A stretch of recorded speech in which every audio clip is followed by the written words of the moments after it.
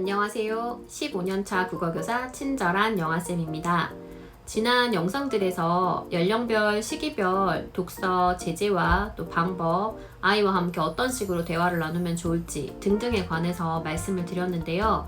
오늘은 그에 이어서 초등 저학년 읽기에 대해서 말씀을 한번 드려보고자 합니다. 취학 전까지는 정말 많은 분들이 책의 중요성을 인지하시고 아이들에게 꾸준히 책을 읽어주시고 독서의 동기에 대해서도 계속 자극을 해주시는 반면에 초등 입학 후에는 해가 갈수록 학년이 올라갈수록 아이들의 독서 의욕이 계속해서 저하된다라고 하는 연구 결과도 있다고 합니다.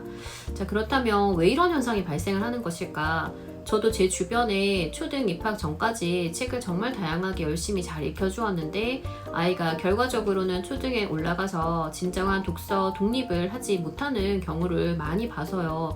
제 아이가 초등학교에 입학하기 전부터 이 문제에 대해서 오랫동안 여러 가지로 생각을 해보았습니다. 여러 가지 요인이 있겠지만 초등 입학을 전후해서 학습에 대한 부담을 첫 번째 요인으로 들 수 있을 것 같아요. 독서의 중요성을 여전히 인지하고 있긴 하지만 학부모님도 학생도 독서보다는 학습이 더 중요하다라고 생각을 하시게 되는 시점인 것 같기도 하고요. 이 학습에 비해서 중요도가 밀리다 보니까 독서 시간을 충분히 확보하지 못해서 아이들의 독서에 대한 의욕이 떨어지는 경우가 많은 것 같습니다. 두 번째로는 학습 만화를 비롯해서 흥미롭기만 한 읽기 제재에 집중을 하다 보니 편중된 독서 때문에 진정한 읽기 독립, 진정한 독서가로 성장하지 못하는 경우도 있을 것 같아요. 그 외에도 게임이라든가 유튜브라든가 여러 가지 다른 자극들에 밀려서 덜 자극적인 독서를 등한시하게 되는 경우가 많은 것 같습니다. 초등 시기가 되었다고 해서 이제 알아서 읽고 찾아서 읽고 혼자서 읽고 이렇게 내버려 둘 것이 아니라 각 시기별로 아이의 독서가 때에 맞춰 성장할 수 있도록 그 수준과 흥미도에 맞는 책을 꾸준히 공급해주고 또 적절한 시기에 적절한 독서의 어떤 도움을 주었을 때 아이들이 진정으로 읽기 독립, 진정한 독서가로 성장을 할 수 있을 거라고 생각해서 초등 저학년 독서 목표는 무엇인지 어떤 책을 어떻게 읽어야 할지에 대해서 말씀드려보도록 할게요. 그럼 시작해 보겠습니다. 초등 저학년 독서의 목표는 무엇일까요? 여러 가지를 들 수 있겠지만 저는 꼭 하나만 꼽으라면 긴 글밥의 책으로 점프할 수 있는 것. 이것이 초등 저학년 독서의 목표가 되어야 한다라고 생각을 합니다. 이제까지 초등 입학 전에 아이들이 보던 그림책이나 간단한 교과 지식을 전달하는 책들은 대부분 사파가 많고요. 길어야 40쪽 내외의 분량입니다. 흔히 저학년용 문고판 책이라고 하는 것들을 보면 사파의 비중이 그림책에 비해서 현저히 적은 데다 60에서 120여 쪽 분량이 대부분입니다. 그러면 그림의 비중은 줄어들고 페이지 수는 20쪽에서 80쪽 가까이 늘어났으니까 아이들이 실제로 체감하는 글밥에 대한 부담은 훨씬 더 커지겠죠. 그럼 이렇게 저학년용 문고판이 취학 전에 보던 책들에 비해서 현저히 글밥의 양이 많아지게 되는 기준은 무엇이 될까요? 초등학교 저학년 국어 교과서를 보면 2학년까지도 길어야 서너 쪽 분량의 글들이 실려 있습니다. 그런데 이 글은 책에서 일부분을 발췌한 것이고요. 그 책들은 교과서의 제일 뒤를 보면 어떠한 책에서 발췌 수록했다라고 하는 것이 기록되어 있는데 그 발췌 수록된 원전이 되는 책을 찾아보면 그 책들이 대부분 60여 쪽 이상의 분량을 가지고 있다는 겁니다. 결국은 초등 저학년 같은 경우에는 60여 쪽의 사파가 접은 줄글을 무난하게 읽어낼 수 있어야지 교과서에 부분 발췌된 글들도 무난하게 읽을 수 있다. 그 정도 수준이 된다라는 말이 되겠죠. 두 번째로 어떤 책을 읽으면 좋을까요? 물론 초등학교에 입학했다고 해서 그 전까지 읽던 그림책은 이제 끝 이런 건 아닌 건 당연히 알고 계시죠. 그 전까지 읽어왔던 짧은 그림책도 괜찮고요. 조금 더 많은 생각을 해볼 수 있고 다양한 내용을 담고 있는 초등학생용으로 분류되어 있는 그림책을 보여주시는 것도 좋은 방법입니다. 또 아이들이 취학 전부터 읽어왔던 교과 지식들을 다루고 있는 책들의 경우에는 대부분 미취학 6세를 전후해서부터 초등 저학년까지로 활용 시기를 구분짓고 있는 경우가 많아서요. 이런 지식 관련 그림책들은 초등 저학년까지도 꾸준히 보여주시는 것이 좋습니다. 그러면 자, 이런 이제까지 읽기 제재들을 계속해서 같이 활용한다는 전제하에 초등 입학을 전후해서 추가하면 좋은, 같이 활용하면 좋은 읽기 제재들을 한번 말씀드려 보도록 하겠습니다. 우선 첫 번째로 앞서 말씀드렸던 교과서 수록 도서들을 쭉 같이 한번 살펴보시는 것도 좋은 방법이 될 수 있습니다. 초등 2학년까지는 뭐 4쪽 정도가 교과서에 길어야 실리게 됩니다. 이제 그렇다면 당연히 발췌되어 있는 글의 부분만 읽는 것보다는 그 글이 원래 실려있던 문맥적인 흐름을 고려해서 글 전체를 읽어보는 것이 좋을 것이고요. 두 번째로 초등 저학년용으로 나온 문구판 책이나 단행본들도 아이들의 읽기에 대한 동기를 높여주고 흥미를 유지할 수 있는 좋은 제재가 될 수가 있습니다. 아이들의 생활과 아주 밀접한 다양한 주제와 제재들을 다루고 있습니다. 따라서 아이들이 본인들과 유사한 환경이나 또는 생각을 하는 인물들이 나와서 그들이 어떠한 일을 겪는가를 통해서 새로운 학교나 친구들과의 관계와 같은 생활에 적응을 하는 것도 글을 통해서 배울 수 있고요. 또 그 전개 자체가 창작으로서의 흥미도 있겠지만은 이러한 경우에 어떻게 행동하는 것이 과연 바람직한가와 같은 가치관, 인성에 관한 부분도 배울 수 있기 때문에 이 초등 저학년용으로 나온 문구판 책이나 단행본의 경우에는 창작 동화로, 생활 동화로, 인성 동화로서의 가치 이런 것들을 모두 아울러서 다루는 좋은 읽기 제재가 될 수 있습니다. 세 번째로 취학 전부터 보던 그 교과 지식에 도움을 줄 수 있는 다양한 지식 그림책도 있겠지만 재미있게 다루고 있는 초등 저학년용 지식 책들도 있습니다. 자, 이런 책들을 앞서 말씀드린 그림책들과 함께 활용을 해준다면 아이가 제 나이에 맞는 독서 수준으로 올라가기 위한 좋은 제재거리가 될 뿐만 아니라 지식도 조금 더 확장해 갈 수 있는 좋은 제재가 될 수 있을 것 같아요.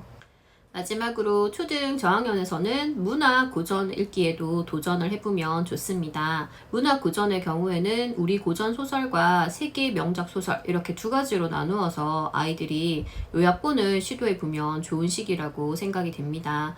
요약본 읽기에 반대하시는 분들도 있는데요. 아무래도 후에 내용을 조금이라도 알고 있으면 원래 원전에 가까운 이야기로 서서 연결할 때 아이들이 읽기에 대한 어떤 부담이 줄어들 수 있어서 저는 저희 첫째 아이와 함께 초등 저학년용으로 나온 출판사별로 조금씩 다르겠지만 대체적으로 150쪽에서 200여 쪽에 달하는 그 요약본 책들을 같이 보고 있습니다. 자, 이 문학 고전의 경우에는 정말 오랜 세월에 걸쳐서 많은 사람들에게 사랑을 받은 이야기이기 때문에요. 이야기 자체에 흥미가 있어서 분량이 조금 부담스러울 수는 있지만 아이가 읽기 능력을 향상시키는데 이 문학 고전이 상당히 큰 도움을 줄 수 있어서 초등 저학년 때 시도해 보시는 것을 추천드립니다. 글밥이라든가 내용의 수준은 올라가게 되는데 아이를 어떻게 도와줄 수 있을까에 대해서 한번 이야기를 해보겠습니다. 첫 번째로는 한 챕터라도 아이와 함께 읽는 것을 추천드립니다. 13, 14세, 그러니까 10대 초중반까지는 듣기에 비해서 읽기의 능력이 떨어진다고 해요. 그래서 다른 사람이 읽어주는 것을 듣는 것이 조금 더 이해가 쉽기 때문에 대부분의 독서 전문가들은 최소한 초등 중학년까지는 부모가 책을 읽어줄 것을 추천을 많이 합니다. 실제로도 아이가 혼자 읽을 때도 어느 정도 내용을 이해할 수는 있지만 부모와 함께 읽는 것을 통해서 그 전에 쉽게 도전해보지 못했던 책들을 읽게 된다든가 조금 더 이해를 잘 하게 되는 경우가 많더라고요. 책 먹는 여우라든가 숙민이의 일기 뭐 이런 책들이 제가 보기에 너무 재밌어 보이고 다른 사람도 재밌다고 추천을 해주니까 첫째 아이가 그냥 뭐 읽는 둥 마는 둥 휘리릭 넘겨보더니 그 책을 안 읽는 거예요. 그래서 제가 둘째한테 읽어주는 어떤 신용을 하면서 책을 읽어주니까 전체를 다 읽어주지 않았음에도 불구하고 제가 읽어주는 것과 유사한 집중도로 그 후에는 꼼꼼하게 보고 너무너무 재밌다라고 그 책을 반복해서 보는 모습을 보이더라고요. 남들은 다 재밌다고 하는데 이 책 우리 아이 취향이 아닌가 혹은 우리 아이는 책을 좋아하지 않는가 이렇게 생각하지 마시고 일단 한 챕터라도 같이 읽어보시는 걸 추천드립니다. 한글을 읽지 못할 때는 아이들이 늘 책을 읽어달라고 가지고 오잖아요. 그런데 한글을 어느 정도 읽을 수 있게 되면 초등 입학을 전후해서는 아이들이 책을 스스로 먼저 가지고 와서 읽어달라고 하는 경우는 그 전에 비해서 현저히 줄어들게 되지만 엄마가 읽어줄까 같이 읽을래 라고 얘기했을 때 거부하는 경우는 거의 없더라고요. 독서 과정에서 아이에게 독서의 방법에 대해서 적극적으로 알려줄 수 있는 독서 지도에 대해서 조금 더 구체적으로 말씀을 드려보도록 할게요. 첫 번째는 어휘에 대해서 아이에게 지도해 주는 걸 들어볼 수 있는데요. 책을 읽다가 모르는 단어가 나왔을 때 아이가 그 단어에 대해서 질문을 하거나 혹은 부모가 생각하기에 이 단어는 핵심적이다, 꼭 알아야 된다라고 생각되는 단어 한두 개 정도면 충분합니다. 성인들도 실제로 독서를 할 때 모르는 단어를 모두 다 사전을 바로 찾아보지는 않죠. 앞뒤 단어를 통해서 어느 정도 유추가 가능한 것은 문맥적인 의미로 이해를 하고 정말 모르겠다 싶은 단어나 혹은 그 단어의 의미를 정확하게 알고 싶을 때는 사전을 활용하는 것이 일반적입니다. 자, 실제로 수능 국어에서도 문맥적인 의미를 고려해서 어휘를 바꿔 쓰는 그런 문제가 나오거든요. 그래서 아이와 함께 문맥적인 의미를 우선 추리해 보시고 두 번째로는 사전을 찾아보면 됩니다. 초등 국어 교과서에는 3학년에 이 종이 사전을 찾는 방법에 대해서 안내가 나와 있습니다. 첫째는 초등학교 2학년인데요. 조금 도와주면 아이가 찾아냅니다. 첫째 아이가 찾고 나면 이제 한글을 읽을 수 있게 된 둘째에게 단어의 의미와 예문을 한번 읽어보라고 유도를 해보고요. 자, 이러고 나면 두 아이 모두에게 해당 단어를 넣어서 짧은 문장이나 표현을 만들어 보라고 얘기를 합니다. 실제로 이렇게 예문 만들기를 해보는 이유는요. 그 사전 활용 영상에서 제가 말씀을 드렸지만 내가 어떠한 단어를 안다 라고 하는 것은 실제 그 어휘를 활용할 수 있는 것까지를 포함을 하거든요.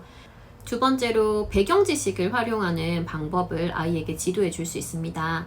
첫 번째로 아이가 새로운 내용을 이해하는 데 필요한 새로운 배경 지식은 책으로도 제공을 해주실 수 있고 영상으로도 제공을 해주실 수가 있는데요. 그것을 찾는 과정을 아이에게 공유해 주시면 데이터 리터러시와 관련해서 아이에게 좋은 모범 사례가 될 수 있겠죠. 오페라 유령이라고 있고 나서 이 오페라에 대해서 궁금증을 가지더라고요. 오페라 유령이라고 하는 영화를 같이 봤어요.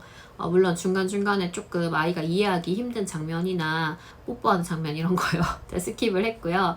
근데 이 영화를 보고 나니까 아이가 확실히 그 오페라의 유령이라고 하는 작품 전반의 어떤 분위기라던가 주제에 대해서 조금 더 이해하는 깊이가 있어진 것 같더라고요. 두 번째로 기존의 아이가 가지고 있던 배경 지식을 인출해서 활용하는 또 좋은 방법입니다. 그 위인전 중에서 이순신 책을 정말 좋아하거든요. 그래서 이순신 책을 반복해서 읽다 보니까 거북선이라든가 하객진이라든가 걸 알고 싶어 하더라고요. 그래서 전쟁박물관에 갔을 때 아이가 봤던 거북선의 크기가 어땠었고 모양이 어땠었고 이런 아이의 경험을 떠올려가지고 책의 내용이랑 연결을 시켜준다든가 기존의 어떤 배경 지식을 활용하는 방법에 대해서도 아이에게 좋은 자극을 줄 수가 있습니다. 2022년에 수능이 개편되면서 독서 지문 중에서 첫 번째 지문이 이러한 독서 전략에 관한 내용들을 다루고 있습니다. 오늘은 초등 저학년 독서의 목표와 읽기 제재, 읽기를 도와줄 수 있는 방법에 대해서 이야기를 나누어 보았습니다. 제가 말씀드린 것처럼 초등 저학년이 시도해 볼 만한 제재글 자체가 그 전과 달리 분량이 상당히 길기 때문에 전체를 아이와 함께 예전과 같이 다 읽어준다는 거에는 무리가 있을 수 있습니다. 저 같은 경우에도 180쪽 이렇게 되는 책들은 집중할 수 있는 시간을 골라서 한두 챕터만 읽어주는데요. 그 한두 챕터를 읽어주고 나면 첫째 아이 같은 경우에는 되게 자연스럽게 그 뒷이야기를 혼자 보는데 그 다음날 제가 이어서 읽어주더라도 또 열심히 듣더라고요. 확실히 이 아이가 어느 정도 잘할 때까지는 들으면서 이해하는 폭이 훨씬 크기 때문에 부모가 계속해서 조금씩이라도 노력을 기울여 준다면 아이가 이 독서의 어떤 힘을 기르는 데 도움이 되겠구나 라고 하는 것을 체감하고 있어서 여러분들과 공유하기 위해서 이러한 영상을 준비해 보았습니다. 우리 아이들은 느리지만 계속 꾸준히 성장을 하고 있다는 점이고요. 성장을 도와줄 수 있다는 것, 아이가 성장을 돕는 것을 거부하지 않고 순순히 받아들인다는 것에 감사를 해보면 이러한 아이의 성장을 지켜보는 기쁨을 오롯이 느껴보실 수 있을 것 같아요. 궁금한 점 있으시면 댓글로 남겨주시고요. 좋아요와 구독도 부탁드립니다. 감사합니다.